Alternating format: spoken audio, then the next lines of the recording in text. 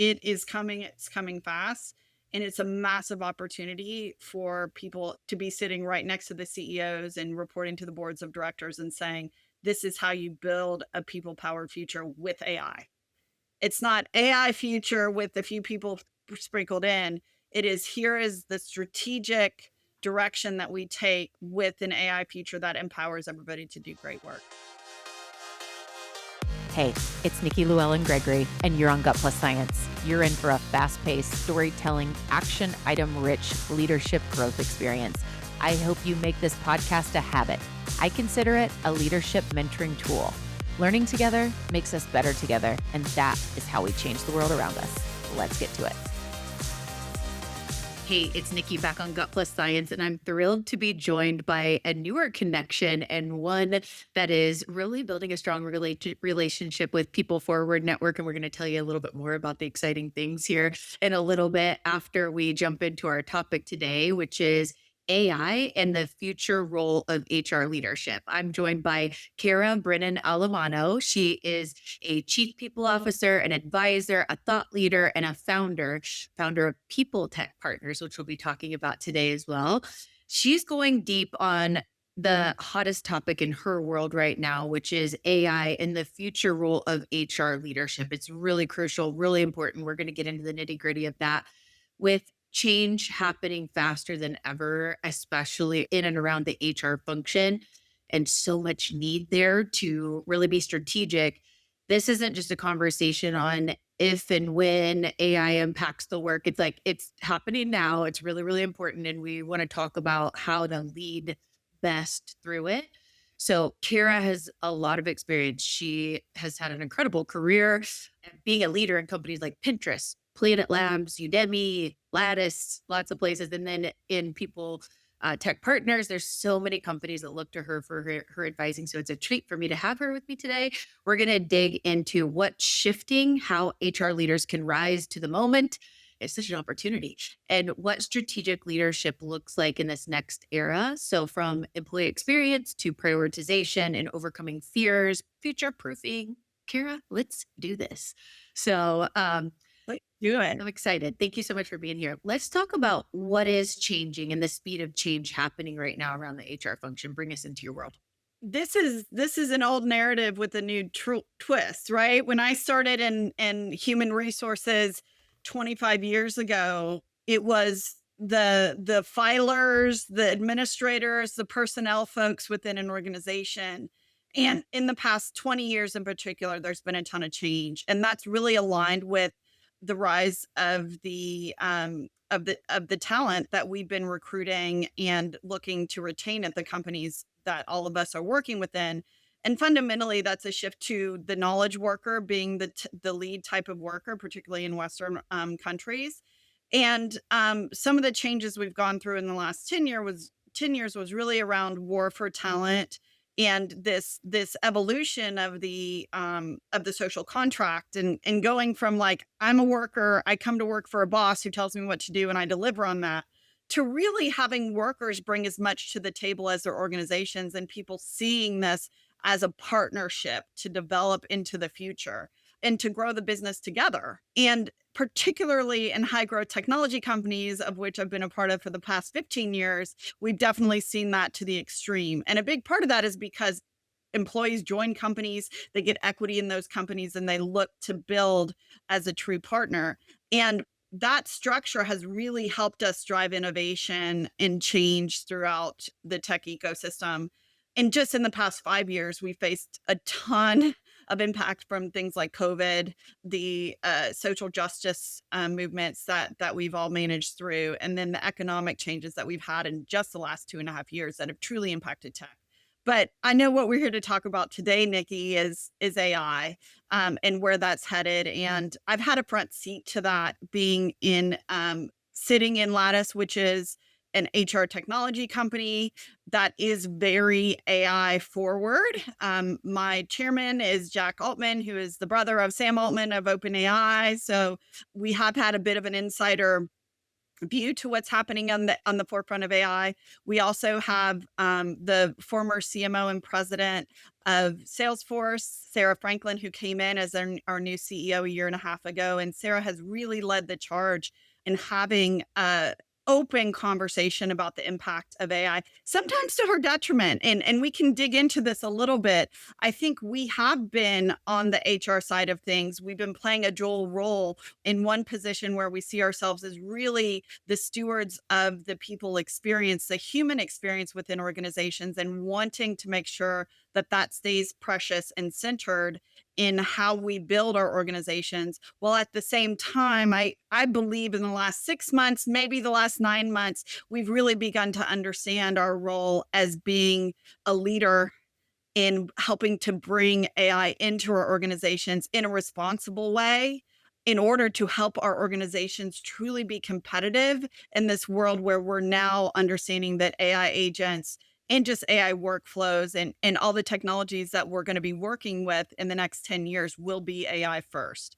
So, really exciting time, another time of change for us. But, Nikki, my point of view here is that our core value as HR leaders, the very best HR leaders are the HR leaders who can bring an organization through a transformational process and can show the leadership skills that it takes to get there. And those skills include a self-awareness around our own journey with the change. Where are we with something like AI?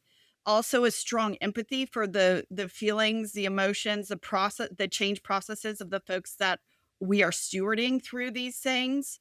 A very strong operational mindset around what are the right tools and what is the right coordination of these tools across the org in order for people to do their best work. And finally, a good dose of courage to help people feel brave when we're moving into this future that is very undefined right now. So good. And lots to dig into to break down like what do we prioritize and what does the strategic HR leader look like today and how the employee experience is changing and managing through the change. Before we do that, I'd love for you to help us understand the reality of HR adoption right now when it comes to AI. Like, where are we? What are you seeing with where we are versus where we need to be? You said, at the example of Lattice, you said they're very AI forward.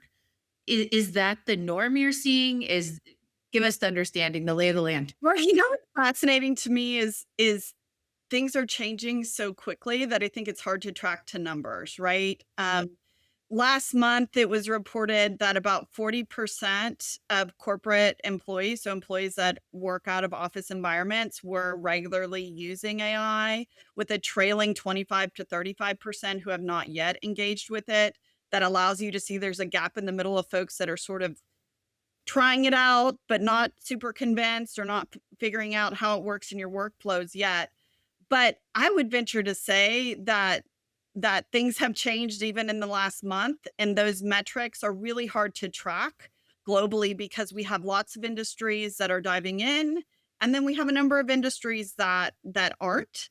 And then I think for me to understand, which is something that has really surprised us within Silicon Valley, and this is where we eat a little bit of humble pie, is that we are seeing our large enterprise compatriots really move ahead in the adoption of AI. And what we have seen is folks that have consolidated systems like Microsoft with Copilot that are really in the workflows of employees, are reminding them and sharing with them the opportunities to leverage AI in their workflows. Those are the companies that are moving ahead really quickly. We've seen IBM and Nicolas Moreau, who is a CHRO there, lead in developing AI internally, which makes sense for them, of course. But in terms of the model that she's brought to the table, it's pretty interesting. She went to her HRBPs and she understood that 65% of their work was administrative and only 35% was the truly strategic outcomes and driving and working on the consultative side of the business. And what they've done is they've replaced that 65% of work with AI enablement. And so on one hand, you have a lot of folks that get to spend their days doing the strategic work that they've always wanted to spend their days doing, and less of the, hey, I'm transferring this employee from this location to this location. But it does beg the question, which is the reality, is there are jobs that are affected by this, and there is restructuring, and there's a totally different organization that we're going to be moving toward. So I would say there is a spectrum of HR leaders. I can also say that in the last 6 to 9 months, we've gone from pretty much a high level of resistance. And I can speak to that personally adjacent to my CEO, Sarah Franklin, who spoke out loud last July about the fact that AI agents are here to stay and that we will be constructing our workforces with and around AI agent usage in the future. And it was a firestorm for her. And many of our customers and many of the HR community had a really strong response saying, we are not replacing humans with AI agents. We will not be bringing this into our organizations. And then I fast forward to the headlines that we're seeing today, and there's a lot more open discussion about how do our orgs integrate both people and AI, and AI are AI agents and agentic AI in this future that we're building in. And I do believe that if we on the people side of business want to play our role, this critical role in guiding our organizations, guiding the workforce holistically, and I see us as in this key position of guiding the workforce on a global scale, we have to be in this conversation. We don't get to be resistant. We don't get to say, I'm just not going to engage on this because I don't understand it. It's scary. I don't trust it. We have to educate ourselves. And I do think we are the ones that can bring the people, the human to this AI work experience that is happening already, but we can't do it if we're sitting in resistance. Yes. Well, let's go there for a minute. You said a number of things I'm going to try to tie together in really addressing this concern. We said, as we were opening up this episode, it's not if it's needed. It is needed, absolutely, or we're going to fall behind. Like, so it's a must to adopt. And then you had mentioned a couple of things right now about I don't understand. Well, then we need to get educated.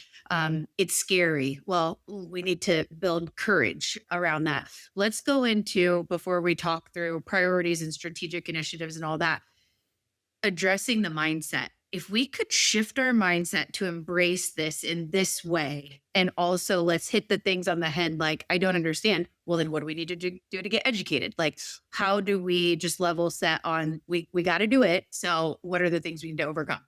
Yeah, Nikki, Stanford and the Salt Lab at Stanford just came out with a really nice piece of research, and it got to the crux of what I think we care about as HR leaders. And for me, a couple data points were top of mind, and I'd like to share those here. One is that workers' most prominent concern with AI is lack of trust. Lack of trust just in the technology itself. And that's 45% of the workers in this research stated that. And that is more than job replacement. Only 25% said, or 24% rather, said that job replacement is their biggest concern when it comes to AI. So let's reset around that, because I do think, especially leadership positions, and the fear mongering has been around, oh, you're going to lose your job. Well, when you have more than 75% of folks saying that's not my biggest concern. My biggest concern is actually understanding what this is and educating and being educated on this to a point where I can feel like I can have trust in this technology when I use it. And to me, I see this as good news. And I'm not trying to make the concerns about job replacement. I'm not trying to sweep those under the rug, Nikki. And part of me would say that might not be the best topic for this podcast because there's a whole different conversation about what our orgs and org structures will look like in the future with potential job replacement. But if we're looking at what our workers' number one concern is, it's about trust. And a couple things that I know we do really well on the HR side when we're helping organizations lead through transformation is educate, train, share honestly truth with empathy, and help get people the answers that they need in order to be successful in their jobs. So what I would say around that is trust is something that we all know is so central to the working relationship that you have with your organization. It's what most really great HR leaders spend all their days on, right? It's how do I build trust? How do we build partnership? How do we build a sense of safety and security within our teams? And that is built on honesty and transparency and a lot of education.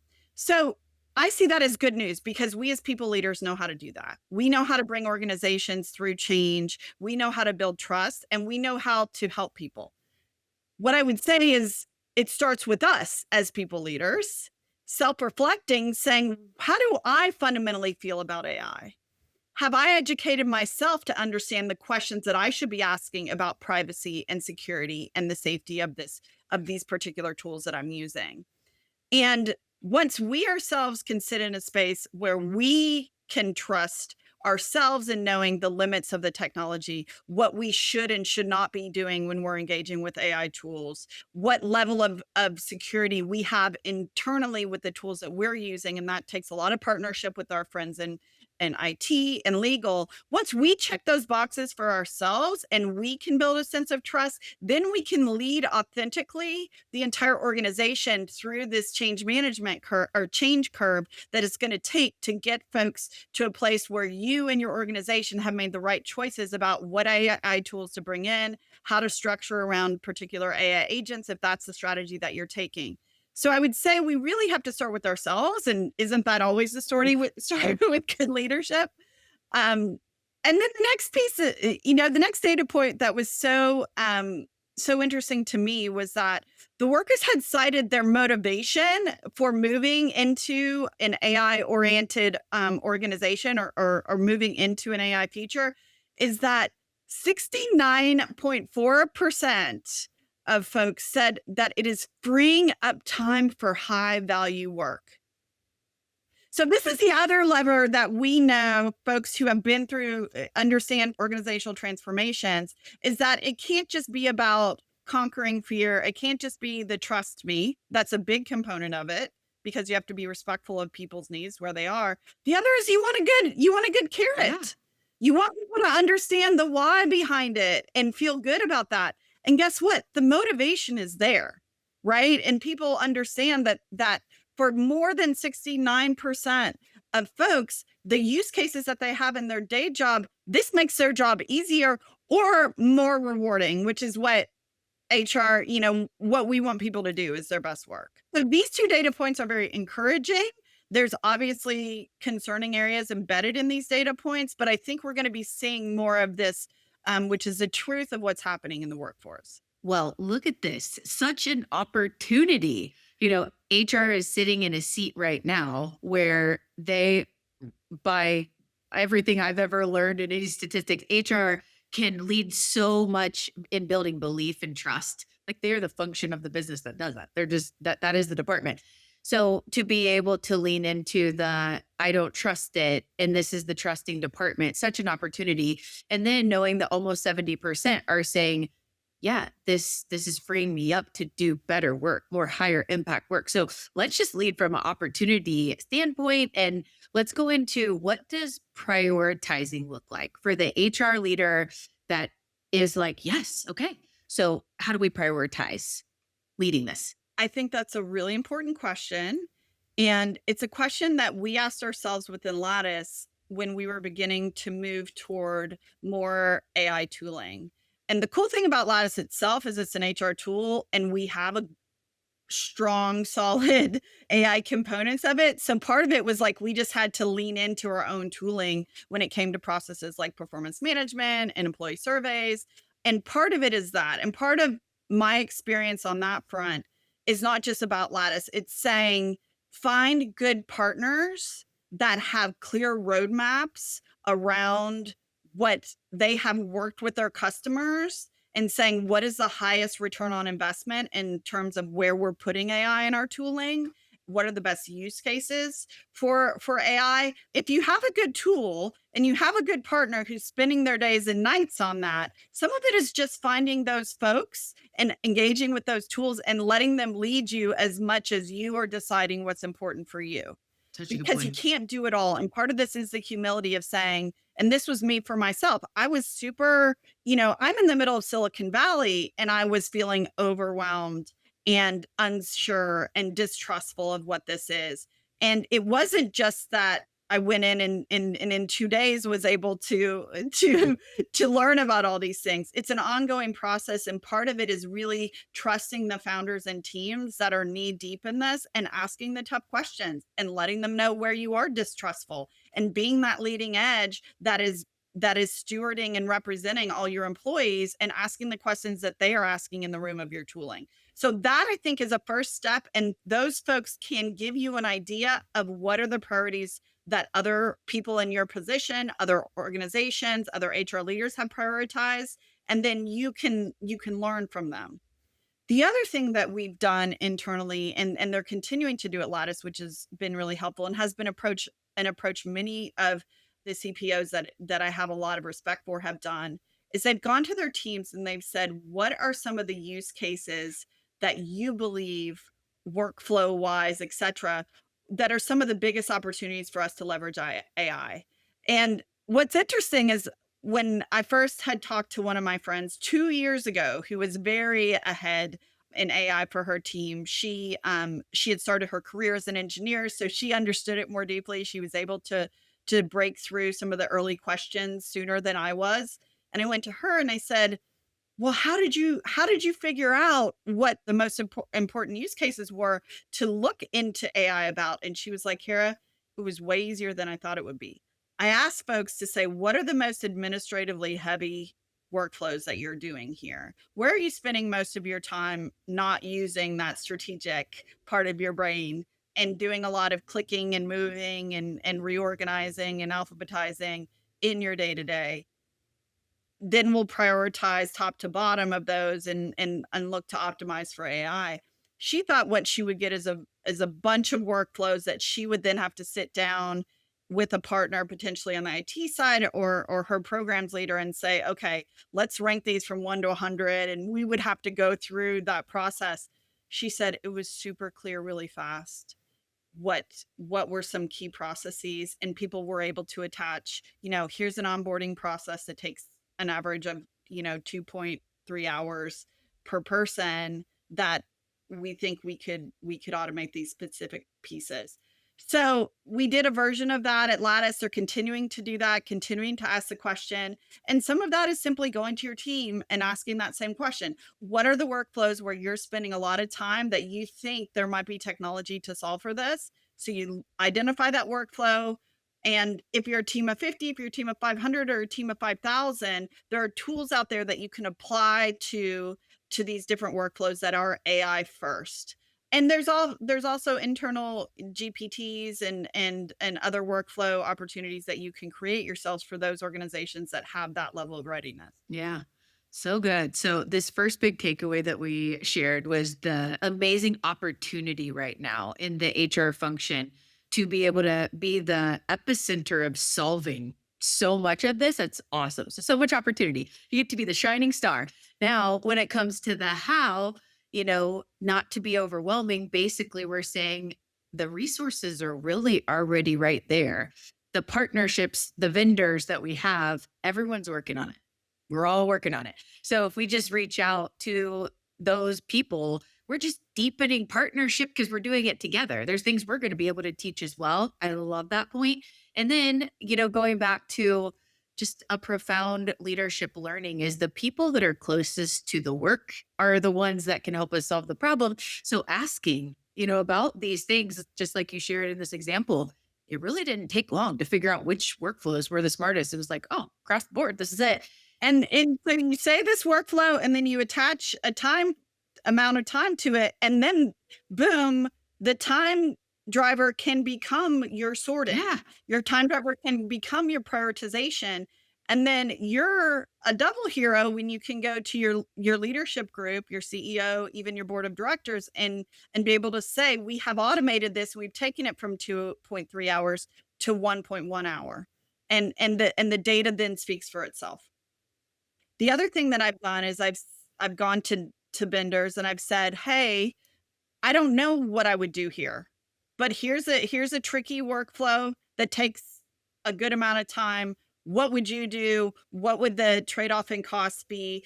Give me a business case for why I should go with you and how you can reduce that, leveraging AI components.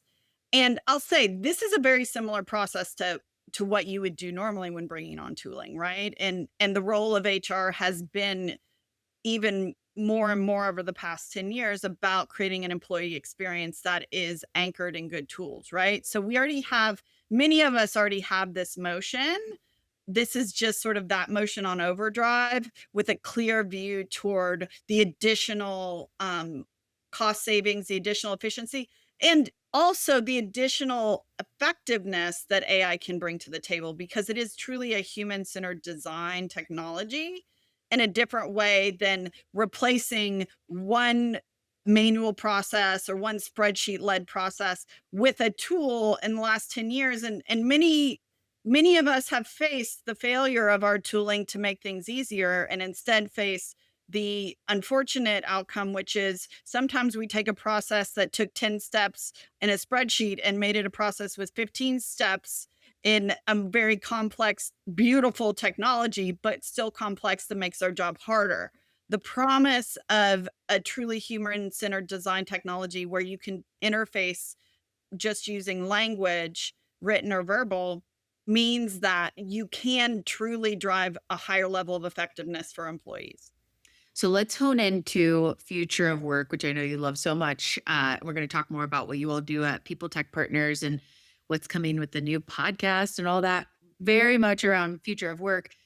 Can you help us describe the strategic HR leadership of the future? What does that look like? Because I think for us to know, hey, so much is changing and I want to be in the driver's seat. I got to do the work on me to do the knowledge and the trust and all that stuff. Where is this going, or what are those opportunities? What does that strategic HR function leadership look like for the future?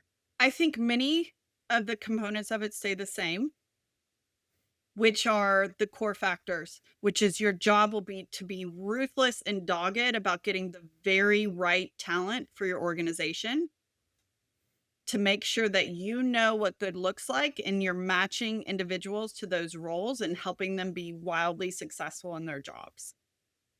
That's perennial because that's how you build an organization that's high performing. I think the things that have changed and will change is I think there will be a lot less of the process and the policy and the practice component, which many of us have spent many years building.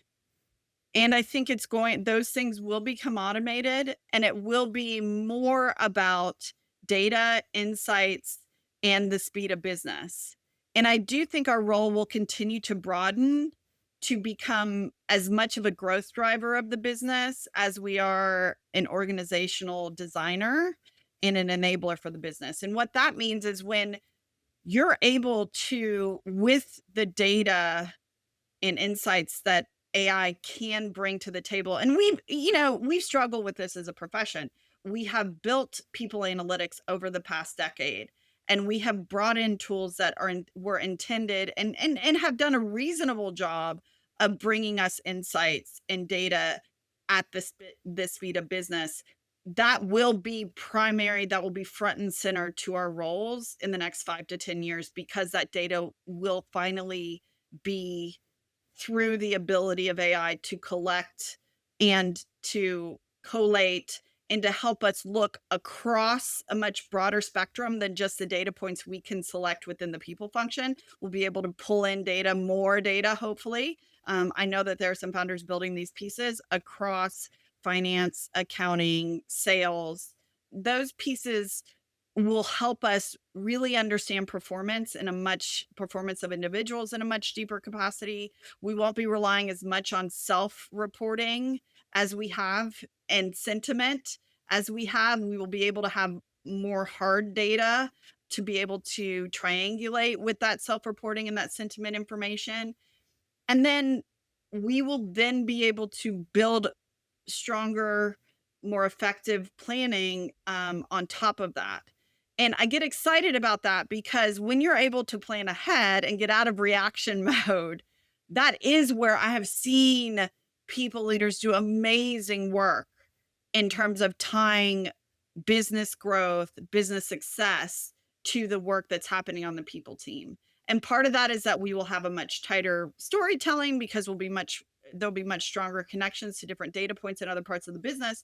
And the other is that we will be able to understand. I do believe we might get to the holy grail of quality of hire and really have a closer connection to how do we know who the right people are to hire, how to make them successful, and then how to retain them. And all of that is with good information and good data.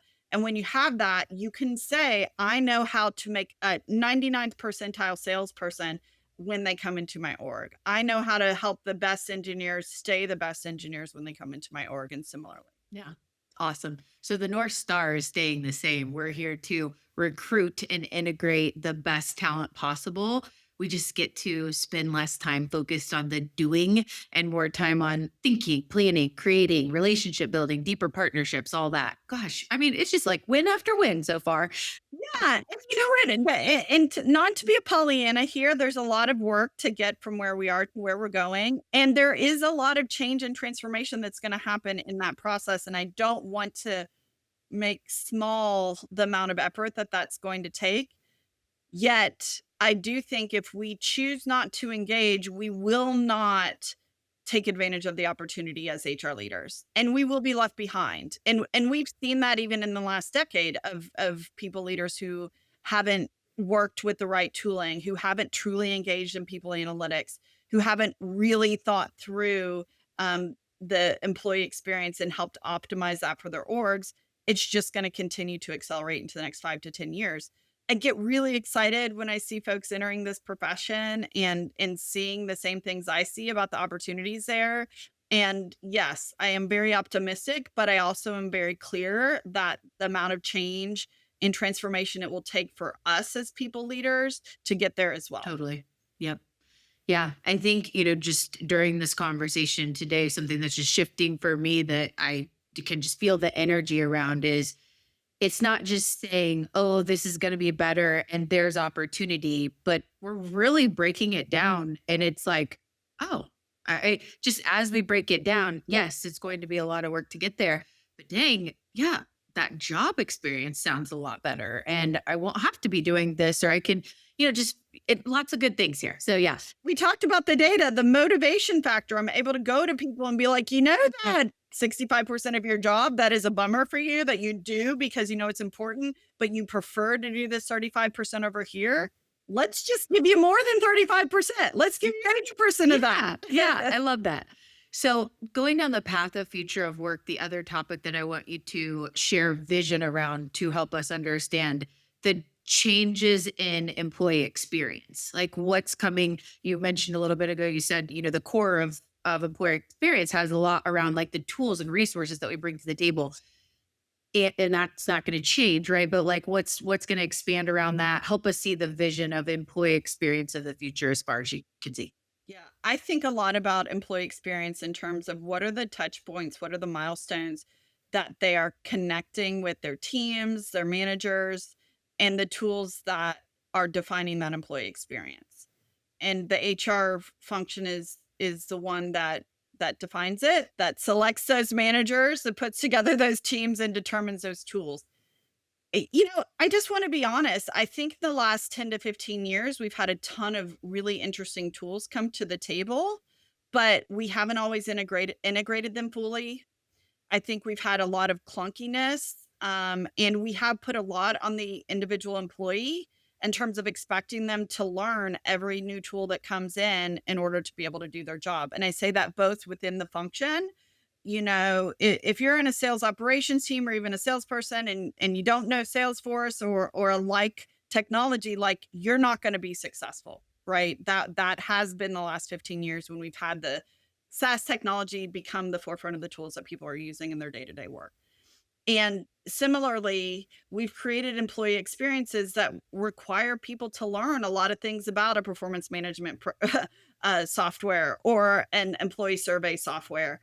And in some ways, folks who are tech forward find this really empowering because they can have access to tooling and new perspectives on their work and on their teams and on their leadership. And in some ways, it has made it a lot harder and a lot slower and much heavier lift to come into an organization and be successful because you have to learn how to use each of these individual tools, no matter how intuitive they portend to be. I see that changing with where we're headed with AI. And it's simple to me. It's that in an AI future, it looks like ChatGPT. It looks like you go in, you just start typing or you start talking, and it's in whatever native language, which don't underestimate the power of being in your native language. And it's in whatever's easiest way for you to engage. You can ask questions, you can get the information you need. It is literally right in front of you. There are no barriers to that. If you know how to have a conversation with a human, and this way you can have conversation with AI and get the same type of information. Again, very human-centered, design oriented.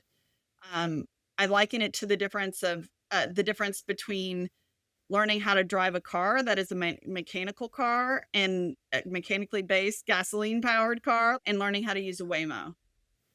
There's a future state where everybody just takes a Waymo. I go in San Francisco. What a Waymo looks like is I push a button on an app, the Waymo gets there, and if I can tell an app an address, I can use a car. Full stop.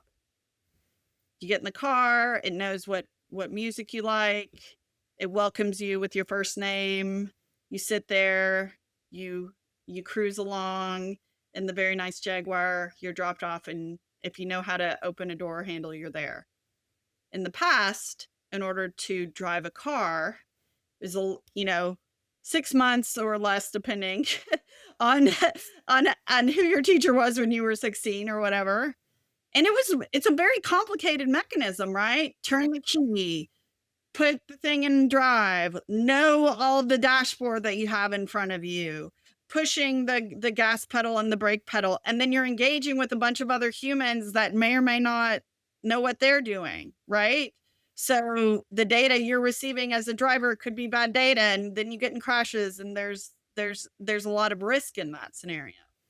In a future where you have truly enabled your employee experience with AI tooling at the top layer. Of course, you're going to need data structures underneath, and there's a lot of work to be done, like I said, with your vendors and your data to make sure it's where it needs to be. It should be as easy as Nikki starts a new job. Nikki wants to know what her benefits start and what that looks like. Nikki's having a conversation instead of going through 30 steps in a benefits portal. Nikki wants to know how to get a raise. Nikki goes in and says, how do I get a raise at this company? And boom, in wording that resonates with Nikki, it explains the whole promotion process. It explains how people can get a raise. It connects you to job architectures and an opportunity for promotion and your competencies. All of this is very easy and in support of the work you're doing so that you can get to your day to day and you're not spending 4 hours trying to figure out what your benefit plan number is, right? I love that example. So clear, you know? And by the way, this is happening in orgs, and I wouldn't be describing this if I hadn't seen it and heard about it in a number of orgs. And at Lattice, we're getting dangerously close to this version in the different areas. So on top of the fact that this is happening already, and we're seeing early indications that this is what the future is going to hold, we're also starting to see expectations from employees who want to be a part of organizations that are AI enabled in this way, because they know that they can walk in, get up to speed in a very short amount of time and start having impact. And they know that that's the key to their ultimate career success. Yeah. So good. There's so much more. I have like 5 other questions, but we're running out of time. And this is a great time to tease out what's coming with the new podcast. So I also want to talk about, for a number of people that we're introducing you to through our network, I want to make sure that they understand People Tech Partners. So share a little bit more about People Tech Partners and then the vision for this new podcast that we're working on together. Yeah. A lot of the learning that I've done around employee experience and tooling and future of work and AI. This is not me reading books and going to class. This is me engaging with amazing CPOs that are solving these problems, that are ahead of the curve, and founders that are technologists that are knee deep in solving the problems for us as people leaders. And it's through this community that I have called People Tech Partners. It's an organization of almost 500 chief people officers. The majority of folks are in high growth technology companies, and we have about 60 or 70 that are the largest, Fortune 100 leaders in the US. And that's paired with 150 companies that we have brought through a program that we call our growth program, where we provide one-on-one feedback. And we also learn from these founders. These are folks that come and say, I have this idea and I want your help, Shark Tank style, and helping me think about what do customers want out of this? Where should I spend my time? What are my points of emphasis? What are the real problems that I'm solving for you here? And how do I tell that story in a compelling way to you? So what it's allowed me to do is, across a whole breadth of companies, learn what founders know. And an example is, I'll just pull out one from this week. We have Pinnacle, which is AI enabled coaching platform. Really amazing what it can do for individuals. And it is literally like having somebody that knows you deeply, and it's plugged into all your work. So it sees everything that you've done and can work alongside you as your personal coach from a work and career perspective. Now, Alexi is the founder there. He's brilliant. I've gotten to sit down and ask him these questions about, how do you do this? Why do you do this? Hey, what about this security questions that I have? What about this privacy stuff? So I'm able to, in real time, learn what's in his head, and also understand what this future of coaching and AI could look like together. Now, what it's not doing is, it's not telling me how I should think or feel about that, or what strategic decisions I should make about these things. But I can tell you, if I'm going to move past my hesitancy with AI, or that key factor of trust, and be able to move into an authentic state where I'm able to speak about these things with confidence and clarity, it's going to be through engagements like this. So that's how I know these founders. That's how I'm able to then triangulate with other CPOs that have used these technologies, and we share really openly and truthfully, like, what works and what doesn't work. And this is how we get to a better future. And it was just born really innocently, more than a decade ago, when I was just super frustrated with the tools that we had as HR leaders. I felt like I looked around and saw, the sales team has Salesforce, and the marketing team has a bunch of fancy tools, and here I am sitting here with, fill in the blank, one of three, HRMs at the time. And since then, we have, and I say this with pride, but also a little humble and humility and surprise, that we've been credited with bringing a lot of the future of work technologies to the fore. We have, like I said, almost 150 companies. There's a strong number of those, including Lattice, which was a people tech company, that are now multi-unicorns and have really had a strong impact on their field in where they're building. And I'm just super proud of the founders that we've been able to support. And most important in all of this is the community of leaders that really supports each other and understands that we have agency. We can make a difference in the future. We are demanding better tools, and then we're engaging with founders that are building these tools for us. And then the other piece, which is self-educating and really bringing this innovation and what we need to better prepare ourselves to drive this future, because it's coming fast. And it's a massive opportunity for people to be sitting right next to the CEOs and reporting to the boards of directors and saying, this is how you build a people powered future with AI. It's not AI future with a few people sprinkled in. It is, here is the strategic direction that we take with an AI future that empowers everybody to do great work.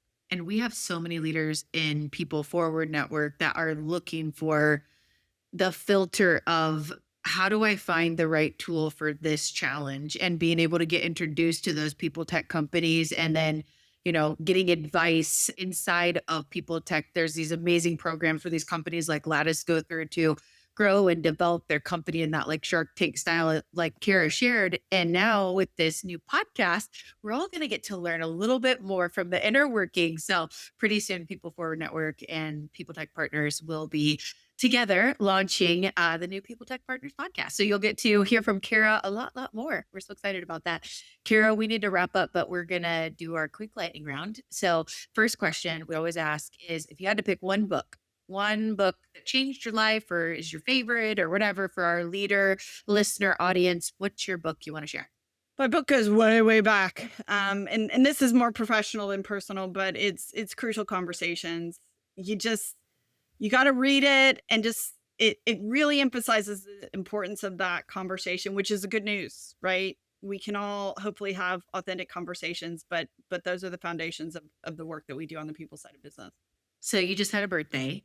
What are your favorite things to do around birthday? Like, are there some traditions that you're like, I always do this, or maybe that's one side of it? And then what did you do this year? Share with us. Here's a little bit of a thing to know about me. I love cake. I'm like a ridiculous cake person. So on my birthday, I had donuts, which are fried cake. I had cupcakes, and then I had a big old cake. Favorite cake? If you had to pick one cake, like what is that go to? German chocolate. Wasn't clear.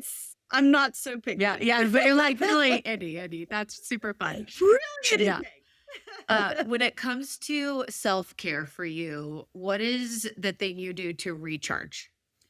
I'm really lucky I live in the Bay Area now. I grew up in Kentucky, another beautiful part of the world, hiking, getting outside. I got 2 ridiculously rambunctious dogs. They'll come with me. Oh, awesome. Well, if you can let everyone know the best way to connect with you, to follow, stay connected, ask you a question, what's that? Probably on LinkedIn. That I try to stay pretty active there, and 90% of it is that I love to see what everybody else is up to, and I think that's a good way to do it.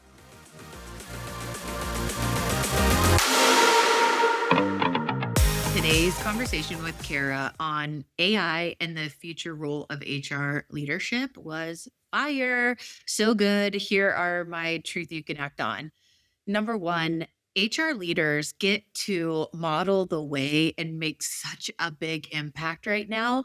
The opportunity is in the HR seat with those statistics that Cara was sharing around the greatest need of people at work right now is trust.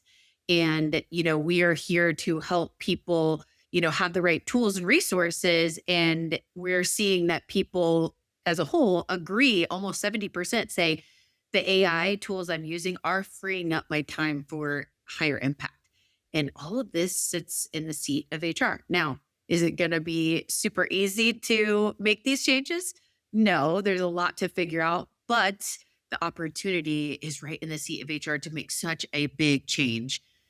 Then leading into number two, tapping into our partners, vendors, key relationships to collaborate to make change through AI together, learn together. All of the companies that we work with are working through AI as well. And I love Kara's point on let's dig in, leverage each other's knowledge and resources and do this together. Makes it a lot easier.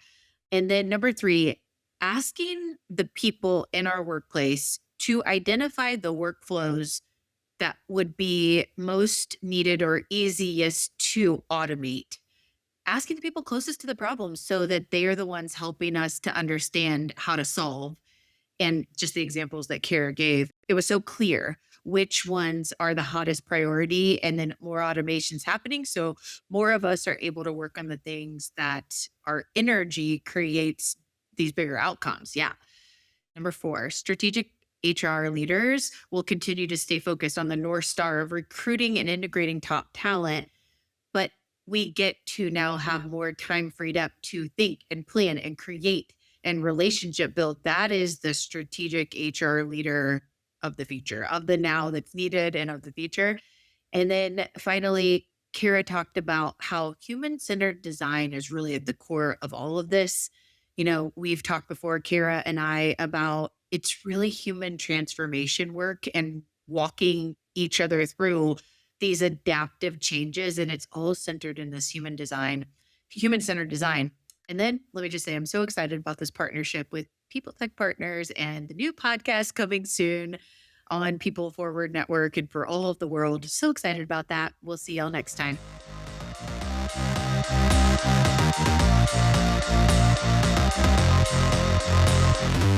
We just left the world a little bit better. Now, go do something with it.